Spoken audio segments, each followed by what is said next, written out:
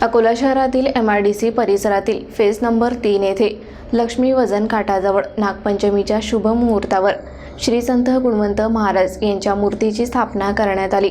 हा विशेष सोहळा शुक्रवारी पार पडला, ज्यात भक्तांच्या उपस्थितीत हा सोहळा अत्यंत प्रसन्न वातावरणात साजरा करण्यात आला।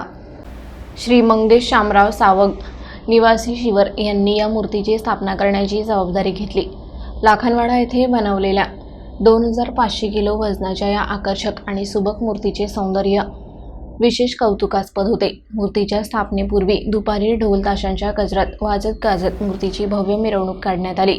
या मिरवणुकीने संपूर्ण परिसर भक्तिमय केला आणि उत्साहाचे वातावरण निर्माण केले।